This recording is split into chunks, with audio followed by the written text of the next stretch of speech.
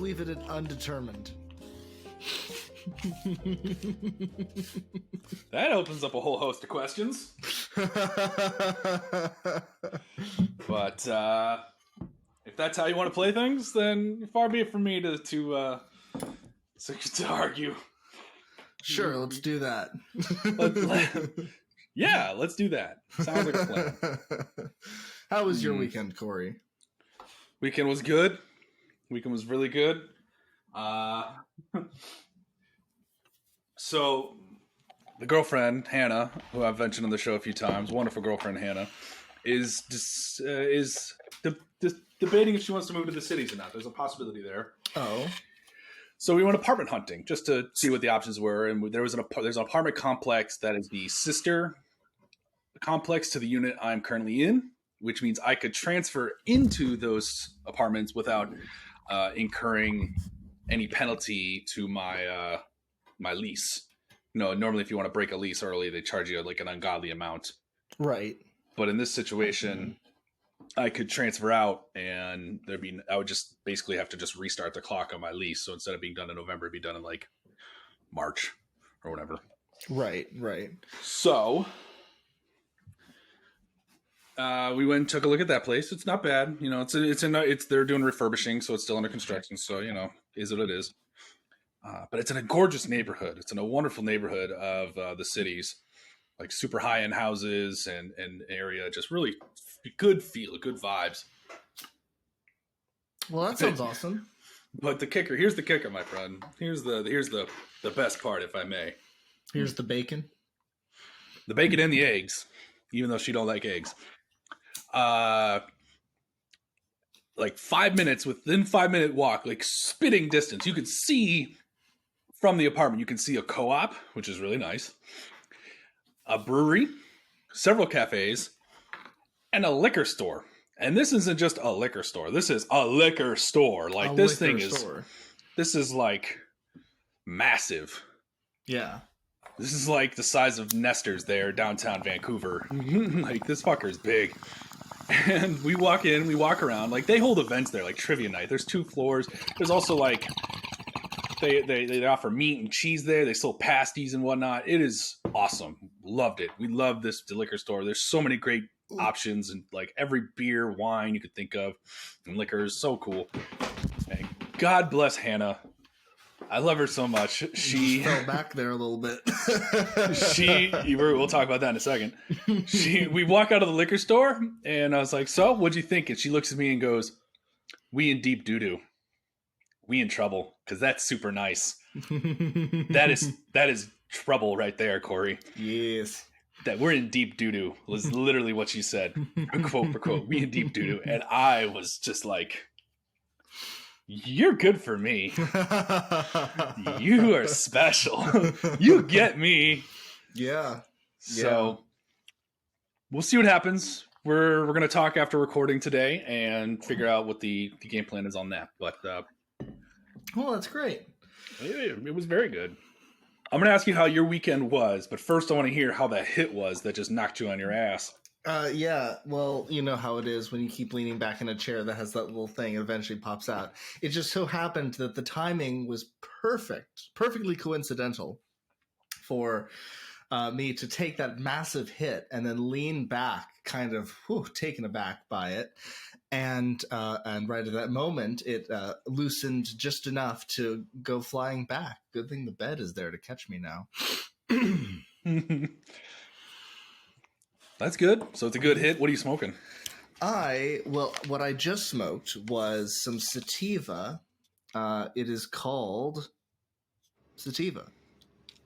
No, it is called TWD. It is called the TiVo. No, it is called TWD. It says right there on the box. That looks like a brand name, not a name for the weed. Well, you know what? I'm not seeing an actual name for the weed, so whole flower cannabis? No, that would be the... That sounds like the retailer. Where'd you buy it? Also, why does it look like it's in a Pringles can? Good question. I don't know, because this other one looks like it's a tea bag. Yeah, we've discussed this. Like, what? I don't know.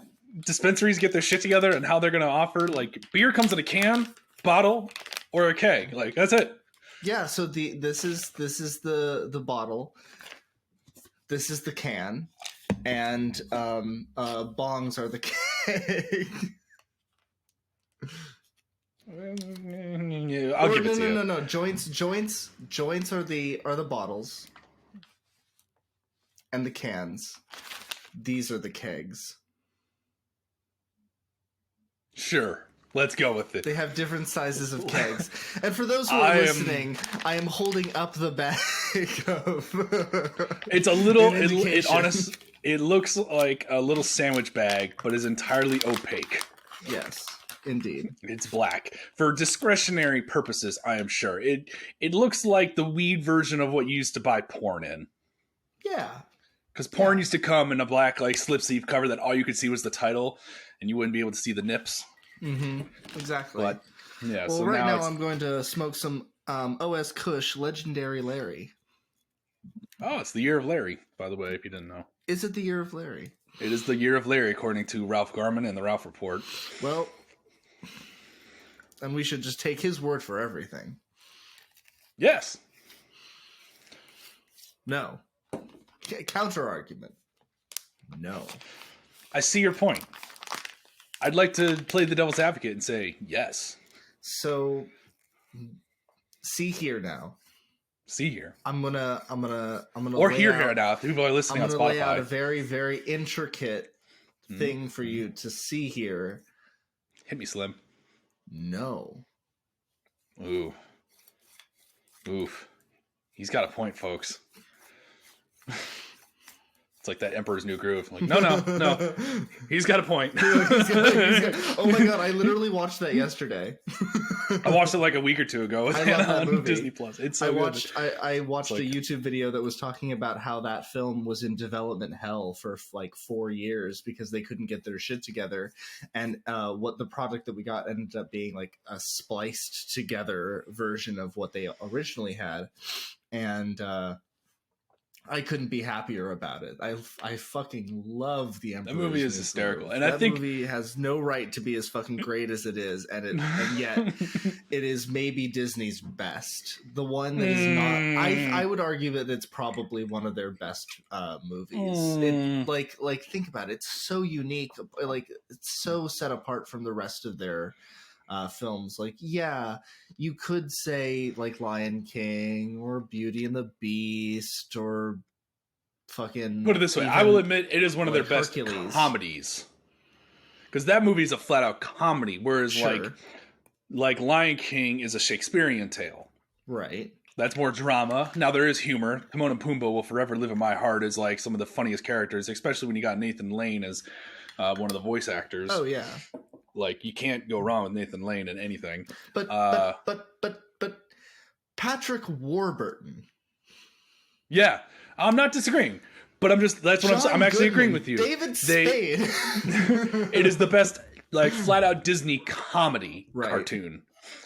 All the other ones are serious movies with a touch of drama. Emperor's New Groove is a comedy with a touch of drama. Like, it's reverse. It flips the script. From what a typical Disney movie is, and I will give it credit and say it is the best on that front. Okay. But if you want to bundle all of what like the Disney cold school cartoons all into one big batch, mix them all up in a fucking mixer and shaking like everywhere, and then decide which one's the best, I don't think it would get the top spot. Honorable mention, but I don't think it'd be the top spot. Interesting. That's my drunken thought. Then at the very least, top 3. I'd have to sit down and like be sober and really kind of dive into like the roster of Disney movies. We're talking animations, not CGI movies. We're talking the all right, so we're cutting off at like 2005. Yeah, basically. You know, like of that era. I feel like even though it was in development hell, I think that weirdly ended up being kind of the pinnacle of what they had been doing. A lot of Disney movies were in development hell. Like you hear about that all the time. You hear about like, what was it? People who were, what was it? The people who are working on Prince of Egypt like were sent to Shrek because it was in development hell or some shit like it was like a punishment or vice versa.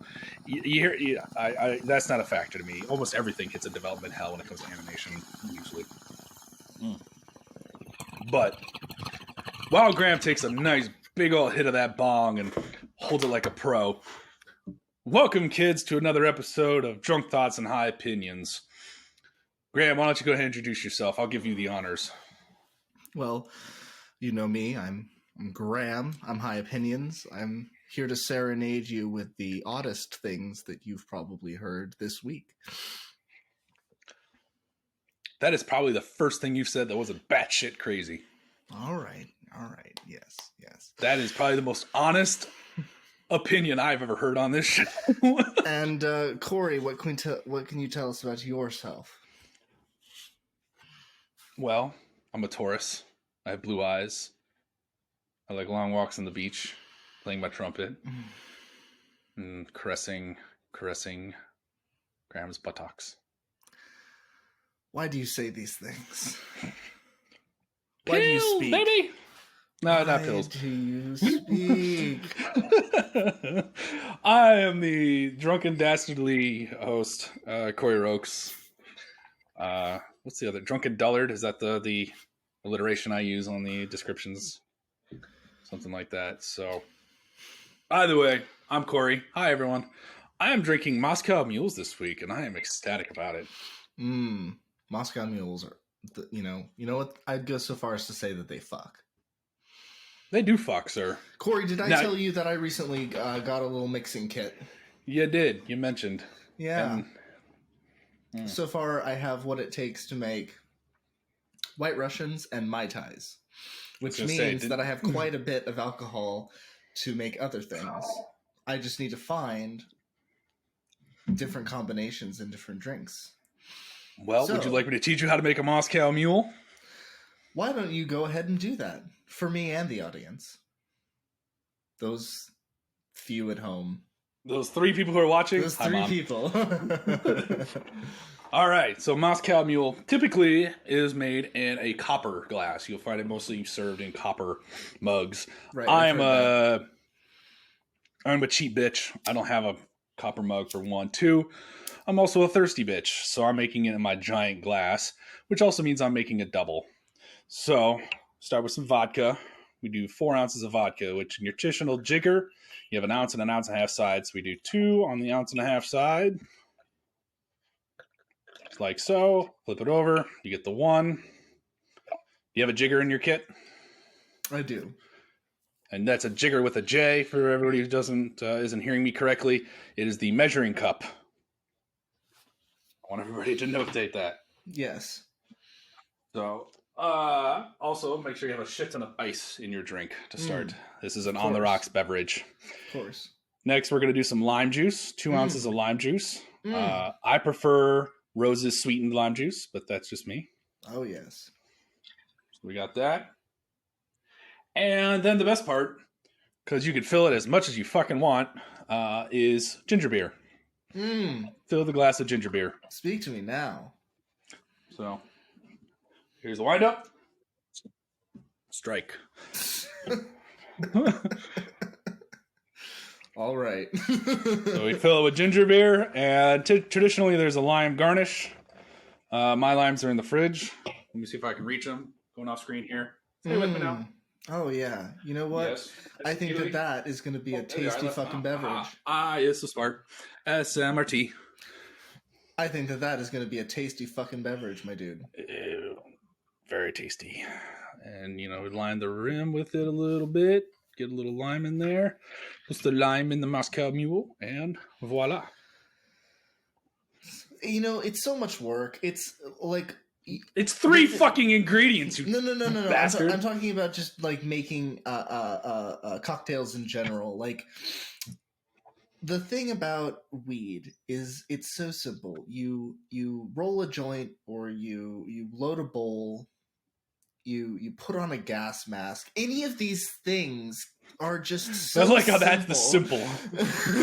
Put on a gas mask. Don't think about it. Don't think about it. Like, you can do all these things, and they're so simple, and they're just, you don't have to really worry about them. I would argue rolling a joint is not simple.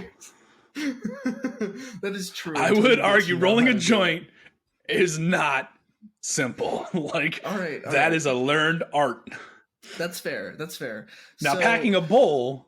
Loading a bowl, as I'm showing to the camera that nobody is watching right now. Loading a bowl is so much simpler because you just pull it out, you load some weed, you knock out whatever is left over, especially if you use a steel trap like I do. You knock whatever you were using, you knock it out, you load it up, you put it in. It's simple. It's like grabbing a can of beer from the fridge. Oh, I'm sorry. Is that what you wanted from me? Hold on. Oh, no. Don't. You don't have to do that, sir. I was just making a point. Beer? I got beer. I can do beer. There you go. Simple. Easy. Efficient. We have not mastered the craft of putting cocktails into cans or bottles because they're always shit. Yeah, they are. You're right. Yeah. As in a high opinion, I will agree with, because most canned cocktails will get you there. They'll do the job, but there's nothing like a fresh made cocktail. There's just no equivalence. Like, if you make it fresh, it's just amazing. So you put in a little bit of work, you get what you put in. You get out what you put in. I'm drunk. Leave me alone.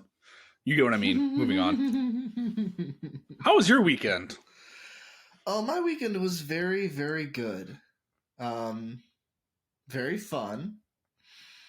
My girlfriend came up from Ellensburg. Oh, whoa. Hold the fuck phone. Yes. We got terms. We got labels. Yes, we do. That's what I'm establishing here. I was gonna say we ain't skipping over that. Yes, it's official. That's what I'm saying. Official. My girlfriend asked me after she came up and stayed Friday through Monday. Yeah. Well, maybe I'd be the first to go. Congrats, homie. You may, sir. And thank you. I took the liberty. Yeah. So that was my weekend. That's a good fucking weekend. I will elaborate no further. For all the kids at home that are listening, I'm sure they appreciate that. I will say we did go out and buy drinks for our good friend Reed Robertson to celebrate his receiving.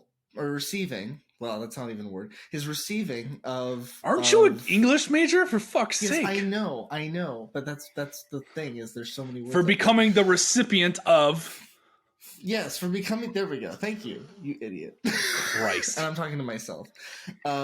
Reed Robertson for becoming the recipient of Canadian citizenship. He is now a dual citizen of the United States and the beautiful country of Canada. Canada. And Reed's home and sacred land. Yes. So we went out and bought him some drinks, including a bottle of champagne. Champagne. Champagne. Champagnana. And so we had a good night. That was very fun, and got to celebrate a good thing happening after a long time coming. Yeah, congrats to Mr. Reed if he's one of our listeners. I hope so.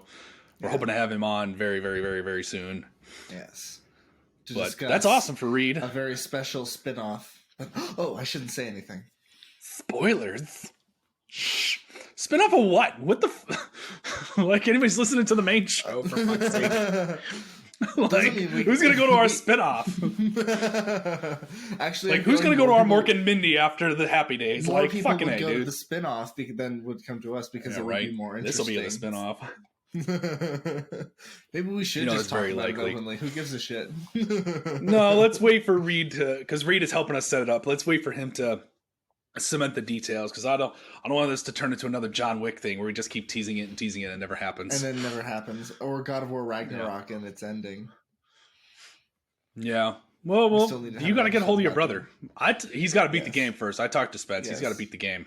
Yes. So I've been encouraging him. Very, I owe him true. money. I will refuse to send him the final payment until he does the podcast. I'm holding it hostage. No, that's not. Don't do that. No. I'm sending him 3 payments. I've sent him 1, so I'll send another. So he'll have 2/3 of the payment. But the third one will require his attendance to Drunk Thoughts and High Opinions. Okay, fine. I will. He doesn't know this yet. So Spencer, if you're listening, surprise. He's not listening. We can't even get your brother to listen to this shit. You and him are like the same fucking person. You think that? Like, I swear, we could bring him on and replace him with you, and it'd probably be the same goddamn conversation. Probably, except he drinks more than he smokes, and gets very perfect. fucked I'll get up along with him more. We probably have a better conversation, a better back and just forth. Be drunk thoughts and drunk thoughts. And failing to see the trouble here. It would just be such an angry podcast. It would. It'd be so awesome. Oh no. Well, anyway, what are we talking about? Kudos to you today, and your Corey? awesome weekend. Oh, thank you very much. Thank you very much. But really, the question is, what are we talking about here today, Corey? What have we come to discuss? We can't be here for no fucking reason. I thought we came here to discuss thoughts and opinions while under the influence of various substances. This is true. This is very true. This is very true. Oh, what's happening in the news this week? Britney Spears flipped out at some place during her 42nd birthday party. I meant stuff that we would care about. You don't care about Britney Spears? I mean, yeah, she's cool, whatever, let her have her freedom. I don't give a shit. Just move on. Well, we enjoy video games. Yes, exactly. Graham, I know deep down in your smooth buttocks that we talked about caressing earlier. You want to talk about... Please stop talking about my butt. My buttocks, to be specific. I don't like it. It's making me feel uncomfortable. By the way, Morgan, dibs. Have fun editing this one, buddy. I know in your heart of hearts you want to talk about the new Fire Emblem game. I'm so excited for it. How excited are Corey, you? you're not a big Fire Emblem fan. We've No, I'm talked not. About this. Which is why I don't appreciate you making me set you up for this bullshit. But I really wish you would find the appeal in Fire Emblem so that we could talk about it more in depth, because there's such an art to it. There's such a strange, weird world that they've created in each of their games. That's called Japanese storytelling. Welcome to every goddamn anime. So, okay, well, I don't know if I've talked about this on the podcast before, but Fire Emblem is how I learned to read. Like, more complex stuff. Because when I was 4-5 years old, when I was just learning to read, I was also playing that game because I loved the Game Boy Advance animations. The animations were super fucking cool. Like, you just look up a video of the GBA Fire Emblem animations, and you will see those are really, really cool for a 4-year-old in 2002. So, Christ, you're so young. So I was so into that. And I continued being into it for years. And it was the way I learned to get better at reading, because before and after every level, there is not just exposition, but complex character dynamic conversations, and it's more about in a way, it becomes more about the characters, especially Fire Emblem 7, the first game to be released in the West. That game is that game was so special in terms of its storytelling. It really focused on the characters. You really got to know them. I don't think any Fire Emblem game, except for maybe Path of Radiance, which introduced us to Ike, ever had characters with that deep of dynamics. Even in Fire Emblem Three Houses, like, I enjoyed the multiple arcs and how they played out and how they linked together, but the characters just kind of felt a little dull. Like, they obviously had their personalities, but it was kind of like, well, this is our one personality. And for some reason, even replaying the older one, it feels like that was done better. And from what I'm looking at of Fire Emblem Engage, it seems like they're going back to the basics. They're going back to the way it was in terms of their storytelling. And I'm excited about that, where it's not so much about a hub world or anything. You're like moving around on a map, you're being able to make choices about where you're going and how you're training and what the progression is. And it's more focused on the combat, with the story just kind of bridging chapters. And that's my favorite version of Fire Emblem. So I am so fucking excited for Fire Emblem Engage, which at the time of recording is about 24 hours away from release, or roughly. And when this releases will probably be about 2 days after release. So we will probably I'll have my opinions on the game after we've come back. Next week's episode of Drunk Thoughts and High Opinions. Absolutely, we're gonna have that. So I'll leave it there, and we'll come back to my opinions next week. No, let's not leave it there. Let's continue discussing Fire Emblem. What, so quickly for the listeners, the non-listeners who don't know, Fire Emblem is a Japanese role-playing game series. Very seeped in that storytelling style of Japanese. If you ever watched an anime or played another JRPG like Final Fantasy, Dragon Warrior, Tales, Dynasty Warriors, all that shit, takes weird turns. But the big draw to the Fire Emblem games, if I'm not mistaken, Graham, is the combat being a turn-based strategy tactics game. Right. Think of it like chess. But there's a lot more freedom, and it's more based around like medieval weaponry and different classes of characters, and you're not really forced to do like chess. You're not forced to do like chess moves where it's like, oh, you can only move this way or that way, but it's usually within like a certain radius or a certain so your diameter. Character, you have a set number of people in your party, you have you have an army, so to speak. Mm-hmm. And like each turn you can move one of those characters to another space on the map based on their stats, and then if they get next to another person of the opposition, a battle ensues. Now, does that battle play out in real time, or is it something you can engage in? Well, or not engage in. It's just kind of like a cutscene, and well, they've always had the option of turning off the animation. So the animation basically is just what to show you, like, oh, you attacked, they countered, but you're not controlling it. You're not controlling when you just control your moving of your characters, and then before you engage with an attack, you are given like what the chance of your units, what's your unit's chance of hitting, and it will, if you're making the right choices, it'll almost always be 100%. Especially if you're following the weapon triangle, which is kind of a rock paper scissors sort of thing. It's swords defeat axes, axes defeat spears, and spears defeat swords, and then magic, it's so on and so forth. And like bows will damage winged enemies as well.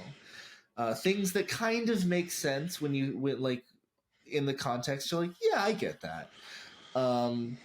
And so that was something that was taken away in Three Houses, and now it's coming back in Engage. That's really exciting. They're doing it in a new kind of more exciting way, where if you use the weapon in the opposite of the triangle, it will like break the other enemy and will not allow them to counter in the same like animation, which is really cool. I like those kinds of innovations in modern games. That's always very fun.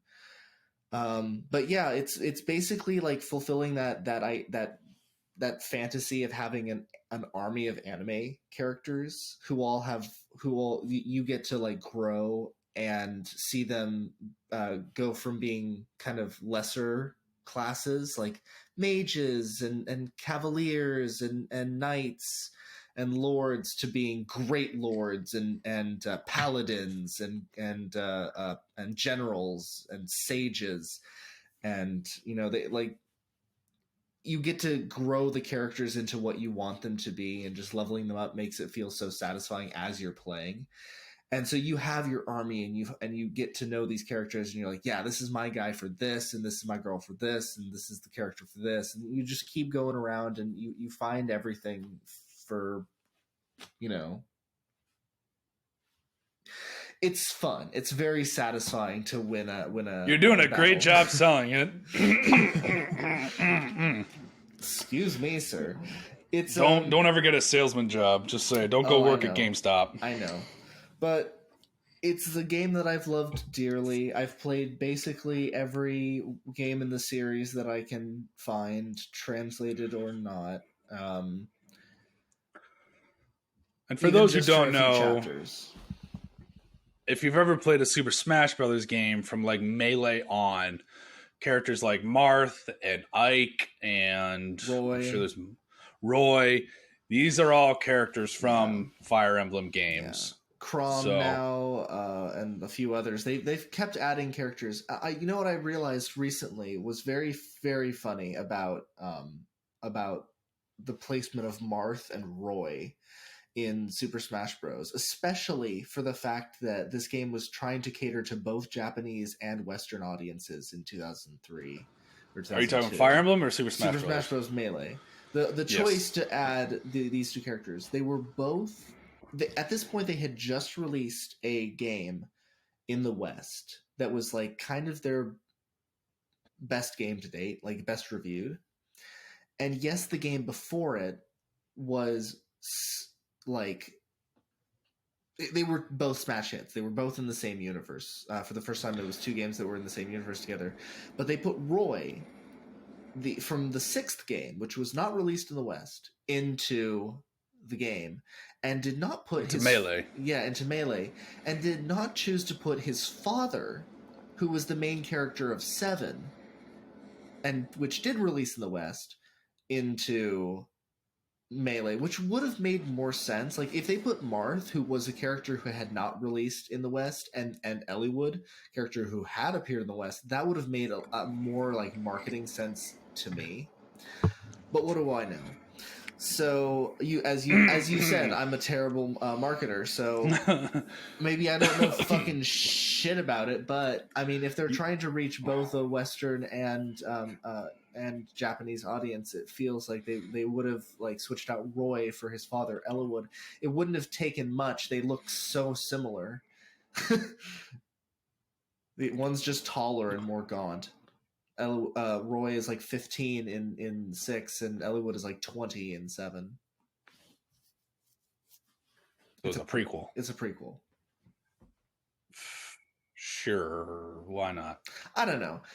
It's a weird decision. Nintendo always makes weird decisions. Let us just establish that for a moment. Nintendo always makes the weird decision. Not the bad decision, not the good decision, always the weird one. Yeah, they're the oddball. Now, is Fire Emblem made by Nintendo, or is it a third-party publisher developer, and the Nintendo's a publisher? It's third party that is exclusive to Nintendo. So they're a first-party studio. Exactly. Cool. Yeah. They're great. They're very sentimental to my heart, obviously. So clearly, I am excited for Engage. I hear that it, like, from people already, that it's fucking fantastic. So I'm very excited to dive in, and it will probably consume me for a while. aren't you going to school? Yes, and it's kicking my ass at the same time. So I need something to release the anxiety from all the work. Yeah, it's called The Girlfriend. Yes. Yes. Or, put your nose to the grindstone and get it done and not worry about playing games. How about both? You could have a girlfriend and focus on school a little bit. Just saying. Who really needs 8 hours of sleep a night? You really only need like 5. I get like 6. I'm fine. Super high functioning adult right here. Exactly. I just got a promotion. Hey-o. Hey, congratulations. Pops the cork. Hooray. Because I can't do sound effects. I'm very bad at it. You can do accents. That sounded awful. That did not sound... I'm not Michael Winslow, okay? Get fucked. God damn. It sounded like you deep-throated the mic for a second. What says I didn't? You disgust me. Yeah, I love you too. I don't know. I've never gotten into the Fire Emblem games. I'm not a tactical person. I suck at chess.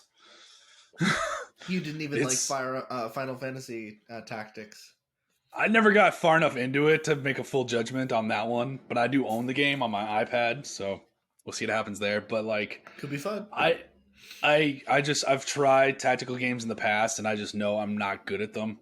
That's fair. And or it's just, and maybe I could be okay to them, but I just the idea of that gameplay just doesn't seem appealing to me because I know I suck at chess. So it's like just the idea of really all it's coming down to is the strategy of moving pieces. It's not about, I don't know. It just doesn't, it's not doing it for me. And it's nowhere near enough to make me go spend money on a brand new Switch game.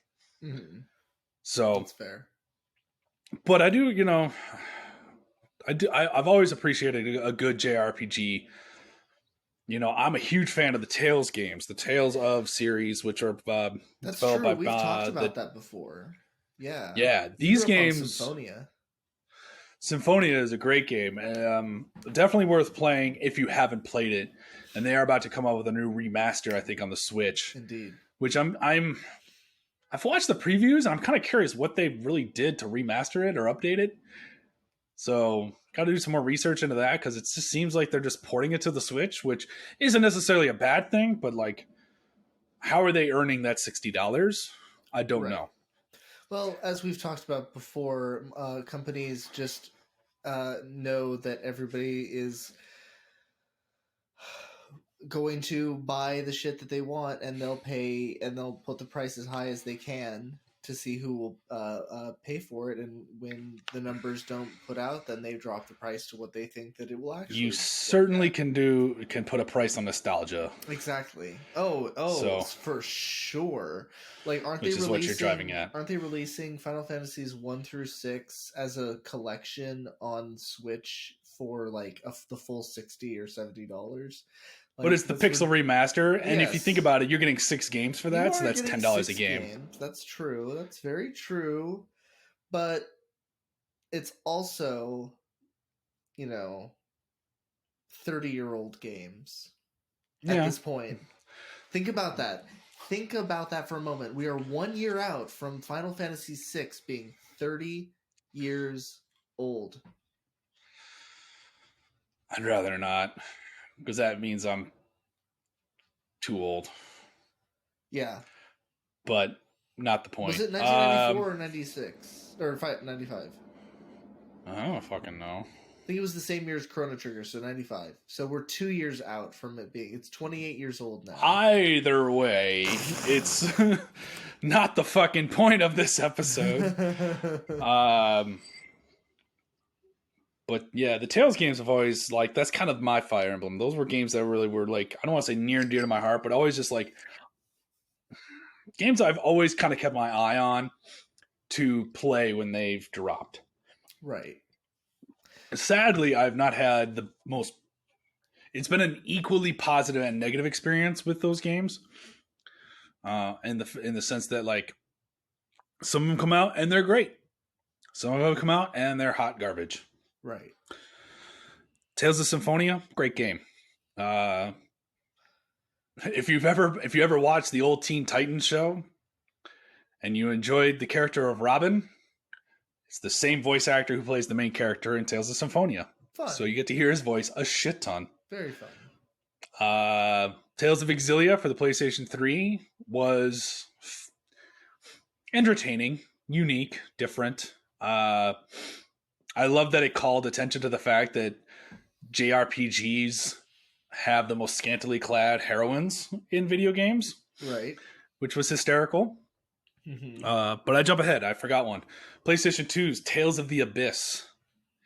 And for the record, these names are fucking arbitrary and stupid and have no connection to the game whatsoever. Yeah, they just are names that they go Tales of And something. It's the same way that we were talking about how weed strands Names are are just random.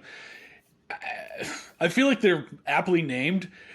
They're just they're not associated with the correct game. So, for instance, Tales of Symphonia, I mean, I guess you could consider it. I don't know if there's anything relating to like a symphony. And mind you, these are the American names. The Japanese names are something very long and arduous when you translate the kanji over, and it kind of makes a little bit more sense, but it kind of doesn't. But like that game has nothing to do with like a symphony. Mm-hmm. It has something to do with two worlds working in harmony. So I'll grant it that. But then you have Tales of the Abyss, which literally focuses around like there's a whole chunk of the main quest where you are collecting parts of a song. And then in the final battle, you have a hymn that is sung by one of the main characters as you fight the final battle. Think like Cloud versus Sephiroth in his head. You know, it's the main character versus the main villain, and then a side character is singing this hymn. So it's about like the resonance in music, and it's about a song being like the seventh element in the world, in addition to like air, water, fire, and shit. So like, it feels like the names are applicable, just not to the games that they actually are a part of, but to other ones in the series. Right. But then you have weird ass made up names like Tales of Berseria or Zestria, and you're like, what now?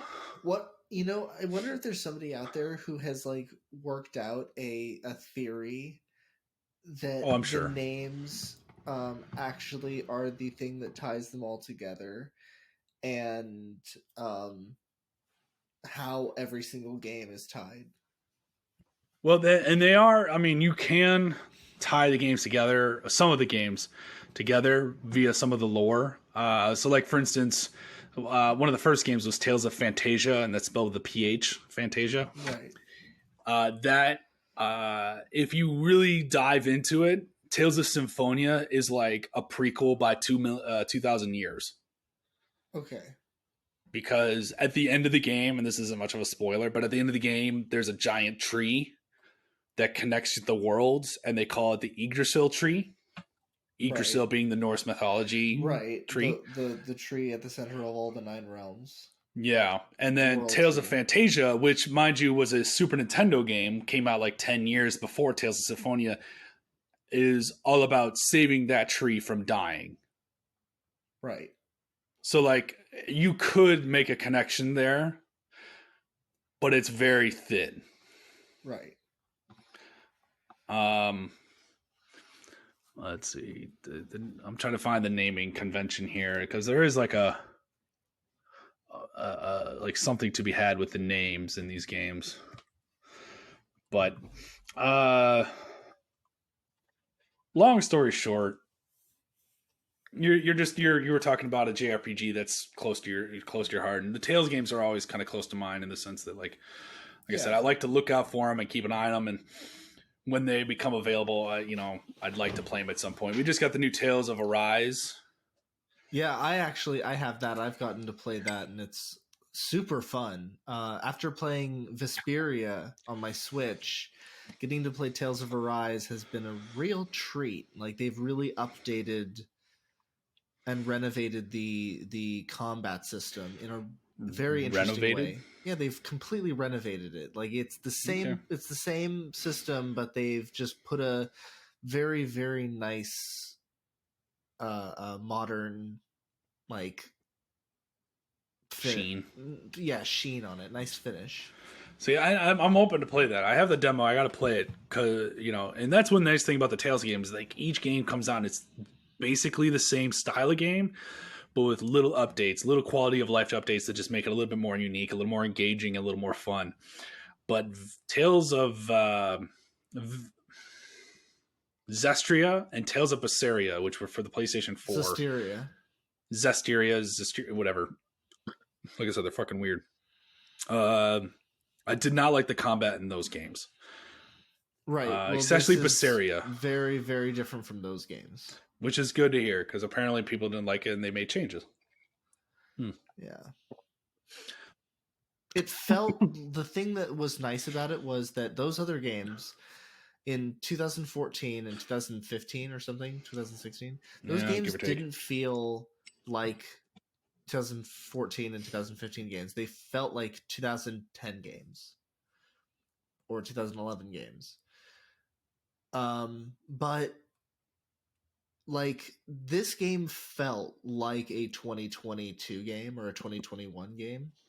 Like it felt like of its time, and that was what really attracted me to it. Like even playing Tales of Vesperia, I was shocked to learn that it was a 2008 game. I was like, this feels like a 2005 or 2004 game. For its quality, and then I'm like looking at Symphonia and I'm like, yeah, that's a 2002 game. Like, so yeah, it tracks. Yeah, this is one of the first games that actually looks like it's of its time. I will say, I'm not disagreeing with you. They do feel a little antiquated, but anybody, the big selling point to these games that I love. So first of all, if you're an anime fan in any capacity, it is just like playing through a strong anime where, and I mean, this is true for almost any JRPG game. I'm sure Fire Emblem's the same way. They start small and just grow astronomically. Oh, yeah. The running joke of any JRPG, your first quest, I need you to save my cat. The final quest, I need you to kill God. Yeah. Come on, guys, we're gonna go kill God. Yeah. I mean, Tales of the Abyss, which is my favorite in the series. Like I talk about Tales of Symphonia because that was my first entry into the series, but Tales of the Abyss is probably my favorite. That one starts with you playing a snooty prince who hasn't left his castle in 7 years because he was kidnapped when he was 10 and traumatized. So to prevent that from happening again, he's been locked in his castle for 7 years. So he's just an arrogant, naive douchebag. Mm-hmm. That game basically has you killing God at the end. But in the middle of the game, you literally drop the world. You find out in the middle of the game that the entire planet has been living on like a pocket of air. Dope. And you have to destroy the pillars that hold the planet up and drop the world onto the actual surface of the world. Dope. I'm sorry. What now? Yeah, no, but that's very dope. It's pretty dope. I like that. It's fun. Plus, I love the ending is super solid. The story is great, and then that hymn I mentioned earlier is hauntingly beautiful. Graham, I'll send it to you at the after this episode, and you can listen to it. It's cool. Quite beautiful. It reminds me a lot. It's like the Kmart version of Hymn of the Faith from Final Fantasy X. Mm-hmm.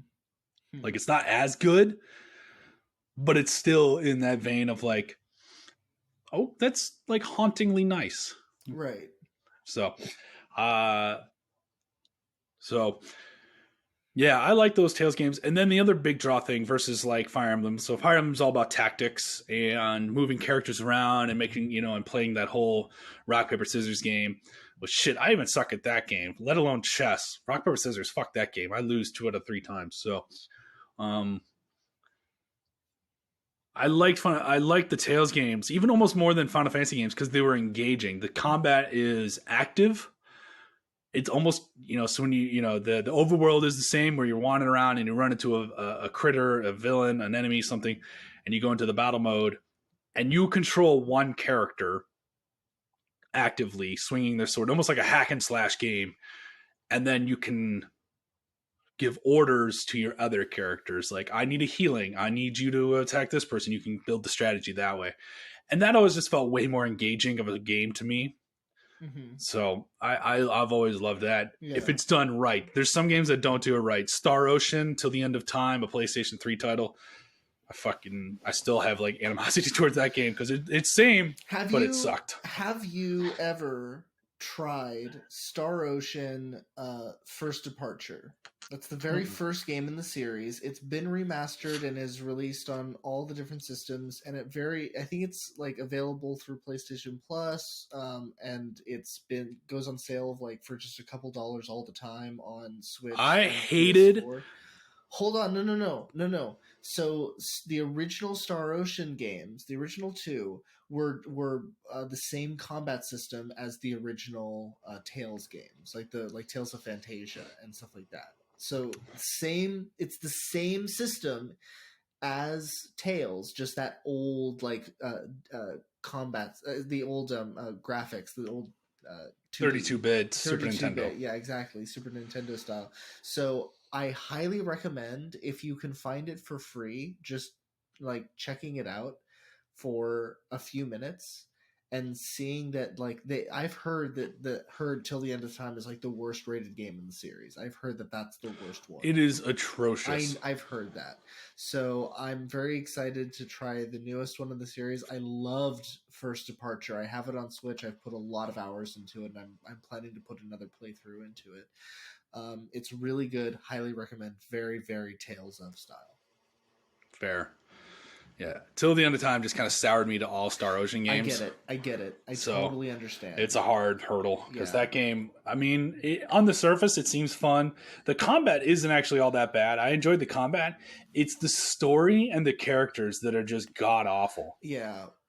Well, what I like about Star Ocean is that it allows you to like play through a game, a playthrough, and have different characters that you pick up along the way, kind of like Chrono Cross. Chrono Trigger or Chrono Cross? No, Chrono Cross, where you had like 40 characters, but it all depended on what your actions were, and you could do that. So it encourages like multiple playthroughs to see the different characters and how they affect the story and stuff like that. And Star Ocean does the same thing. This was back in 1995 or 96 or something like that. And it's really cool. It's very well done. And I'll give you the basic story. Like humans from Earth show up at this primitive planet that's nearby. That's like in the Earth's equivalent of like maybe the 4 to 700s, maybe. And so they show up and they abduct some people on the planet who are suffering.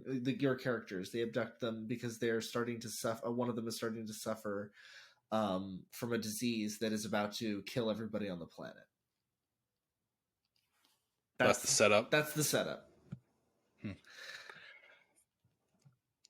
Cool. Yeah, it's a very odd science fiction fantasy mashup. Totally my kind of thing. I was going to say, the Star Ocean games are basically like what Final Fantasy games and Dragon Quest games and Fire Emblem games were to medieval JRPGs. Star Ocean seemed like they were going more for the science fiction side of JRPG with a little bit of fantasy thrown in. What they wanted to do was like fantasy games, but with science fiction as the background. And then as the games progressed, once it got to like the third and fourth games, it started being much more about the science fiction.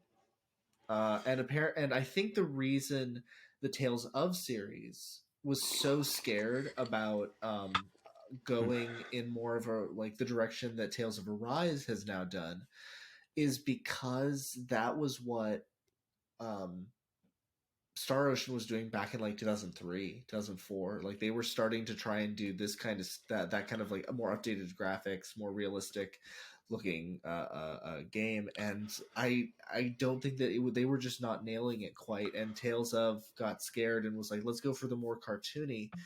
And then Yeah, when they it stuck with the got cell to, shading and anime style for a long time. but I think once they finally were like, you know what, I think it's time to go for the slightly more realistic while keeping that anime flash to it, which Tales of Arise has definitely done. It has that definitely it's like anime flourish. All the characters are super anime styled. You know, their hair and their outfits and their personalities are all very very anime, and then Flamboyant. very flamboyant, very anime, very I have to save everybody, or I was like, you're not a part of this, I have to do it alone, those kinds of attitudes. Exquisite acting. Is that what you're saying? Exactly. Yeah, exquisite acting. Yeah. And so um I really like it. I think that all these series are fantastic. These are all hidden, like maybe not necessarily hidden. Star Ocean is a hidden gem or a forgotten one, at least. The early games. I've heard that the second one, which has not been re-released onto Switch or PS4 or PS5, which I'm very upset about. Which I really like it to be. So I'm only able to play number one so far.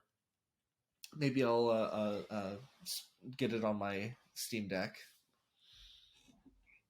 That'd be nice. They're The fun audacity. games. Yeah, they're fun games. Yeah, I'm sure they are. It just till the end of time really soured me to them. I But get it. yeah, that was a rough game. That was a rough couple years, 2003 to 2005, when I just kept trying to go back to it, and it just never got any better. The story was just Whiskey Tango Foxtrot. It's just something else. So Right. yeah, I wouldn't call these hidden gems, but I definitely call them more like deeper gems. For those who don't know the gaming industry, all that intimately. These are almost everybody's heard of Final Fantasy, but I don't think many people have heard of Fire Emblem or Dragon Quest or Tales. And there's a couple others in there I'm sure we forgot. Oh yeah, But of course. There's so many. I mean, Japan just cranks out. Yeah, we haven't even talked about Dragon Age, really. But how much Dragon Age? That's a newer one. Not really. Dragon Age has been around since the same time as Final Fantasy. I think. Dragon Age or Dragon Quest? Sorry, Dragon Quest. That's what I meant to say. Was there is Dragon Age games too? Yes, so. I know. I was thinking Dragon Quest. Yeah. I said Dragon Age. Dragon Quest games. Dragon Quest games. How much Dragon Quest have you played? So my buddy Claremont and I played the first third of Dragon Quest VIII on the PS2, Journey of the Cursed King, when that first came out. In fact, his username on some characters is still Yangus, which is the name of the big buff dude who kind of reminds me of Nick Frost. Oh right. Characteristics of Nick Frost, but he's a big hulky. He's your tank at the beginning of the game. Basically, it's your silent protagonist, and then this dude who's your hulking tank. Named Yangus. So my buddy still uses that for character names when he plays Dark Souls or Bloodborne or something. Right. We played the first third of that game together, and that was a lot of fun. They're very Final Fantasy turn-based strategy, but with the more cel-shaded graphics. A lot of fun. I enjoyed them for sure. And if I had a lot more time to devote it to playing video games, I'd probably be a lot more into them. Mm-hmm. It's just any JRPG, you're looking at a 40-hour commitment, no matter which game it is. Yeah. Speaking of huge time commitments in games, I've always wanted to, and I own the first one on Switch. I've always wanted to play through the Xenoblade games, but God, hundreds of hours to get through it. I heard the newest one takes 15 hours just to get out of the pseudo tutorial, which is Persona 5. Good luck with that. It's that's Persona 5 right there. Yeah. That's again why I don't get into a lot of these games. Like you have to kind of pick and choose. Yeah. And I love Final Fantasy and I like Tales, and that's kind of where I draw the line. Yeah. But 8, I really enjoyed Dragon Quest 8. I have it for my DS. I've played through a little bit of it as well, where they like fully voice acted everything and they updated some stuff. So that's fun. But Yeah. Have you played those were the 11? games that competed. No, I heard 11 was really good though. I've played a little bit of it. I played like the first probably 6 or so hours.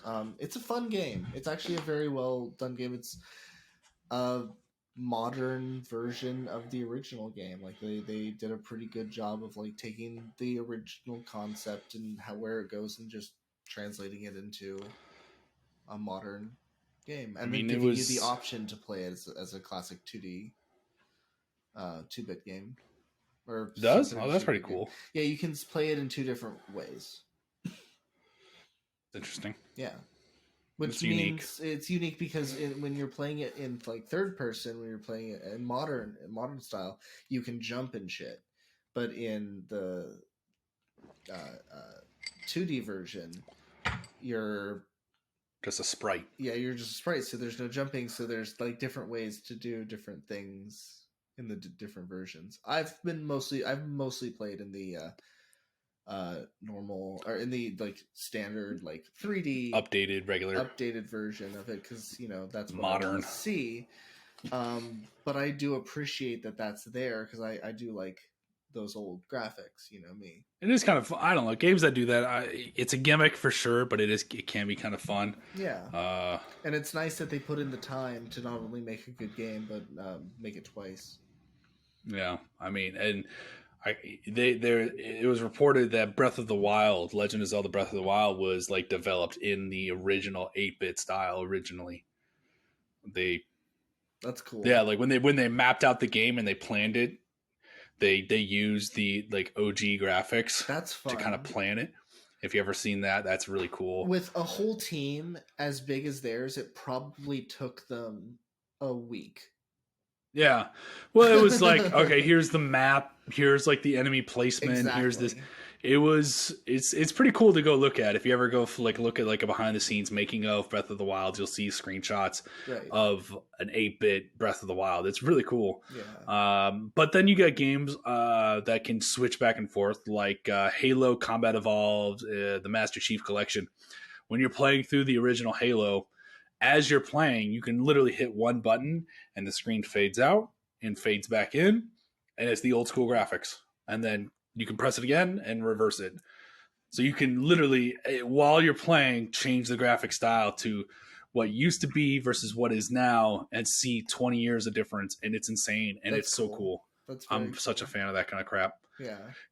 Just to see how far we've come. And then if you're like me and you're old as fuck, you get that nostalgia factor too. Like, I remember playing the original Halo on my Xbox back in 2002, 2003. Mm-hmm.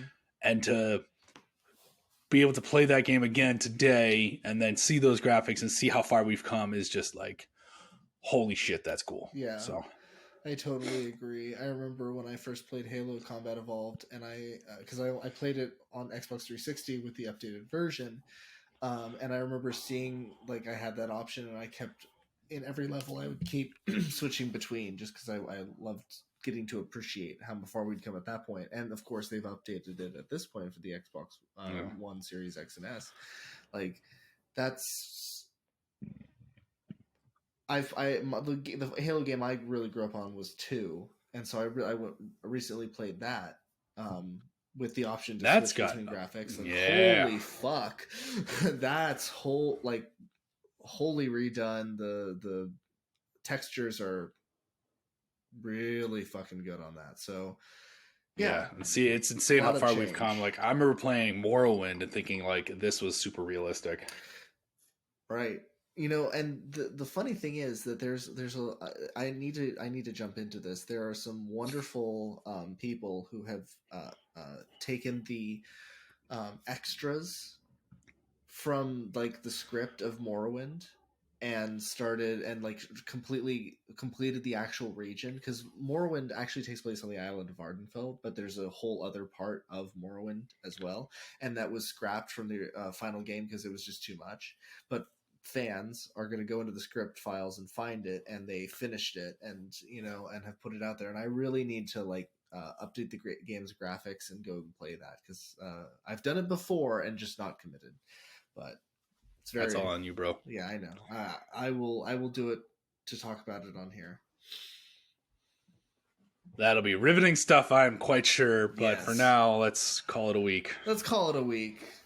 Corey, where can we find you if people are just hungry to consume more of your content? Maybe hear your voice if you do anything else, or I don't know what you get up to. What do you do with your life? Caress your buttocks. Will you stop that, sir? Call This back. is HR. Where's HR? Bitch, I am the president and CEO of Drunk Thoughts and High Opinions. I own you and your buttocks. My agent will be in touch. All right, fair enough.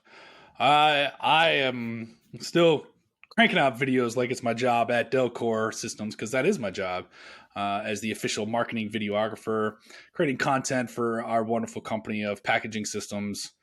You can check some of that out at my website, which the link is way too long and complicated to recite here. So I'll just give you my username for Facebook and Instagram, and my website is posted on those profiles. So you can find me on either social media website at Roxyboy, ROKESYBOY, and all my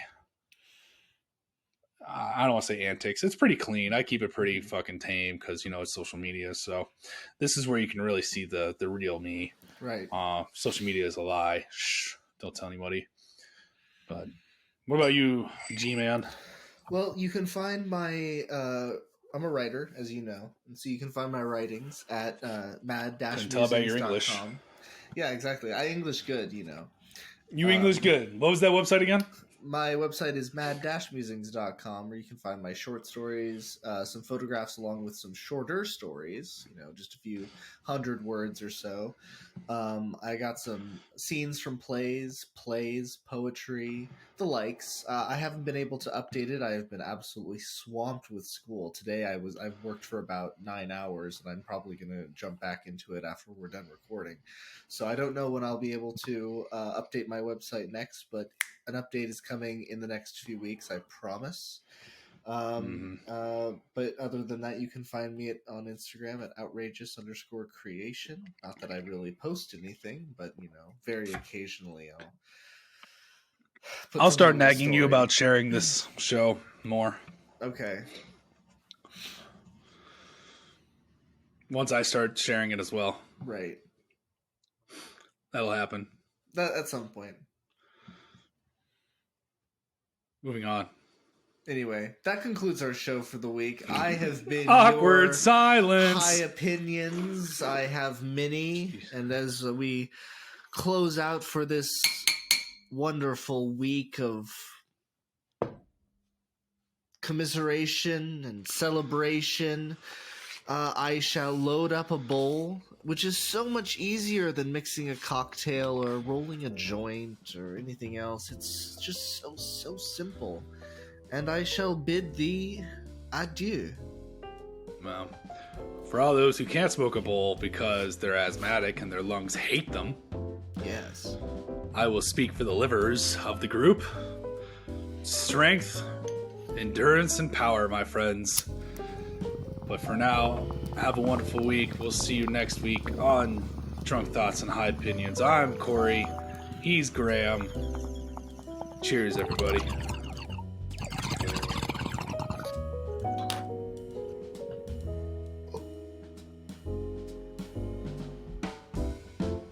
Oh, yeah. Smooth as my ass. I would my know. Sweet, sweet buttocks. You need to stop that, sir, or I'm getting HR involved.